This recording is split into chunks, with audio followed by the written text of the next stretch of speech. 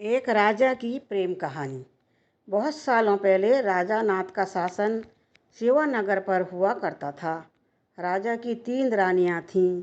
राजा अपनी तीनों रानियों में से सबसे पहली रानी को ज़्यादा प्यार करता था, क्योंकि वो उन दोनों से ज़्यादा खूबसूरत थी।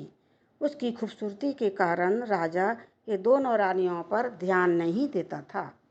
वो अपनी दूसरी पत्नी को दोस्त और तीसरी पत्नी पर बिल्कुल गौर ही नहीं करता था। इधर राजा की तीसरी पत्नी राजा से बेहद प्यार करती थी, लेकिन राजा को उस तीसरी पत्नी का प्यार दिखाई नहीं देता था।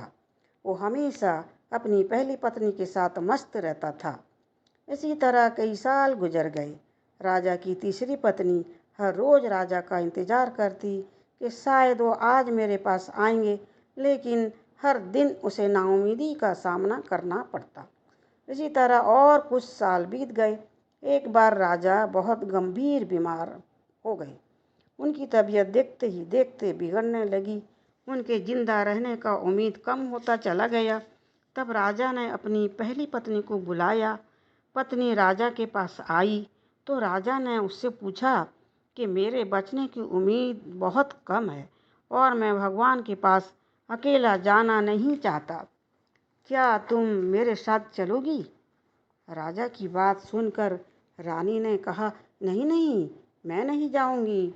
मेरा जिंदगी अभी बचा हुआ है। मैं अभी जीना चाहती हूँ। इतनी खूबसूरत जिंदगी को छोड़कर मैं तुम्हारे साथ क्यों जाऊँ?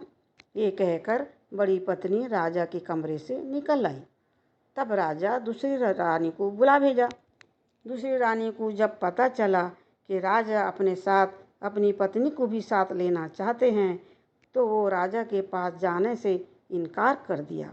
अब राजा ने सोचा, मैं तीसरी पत्नी को कभी उसका हक नहीं दिया, न कभी प्यार दिया, न वक्त दिया।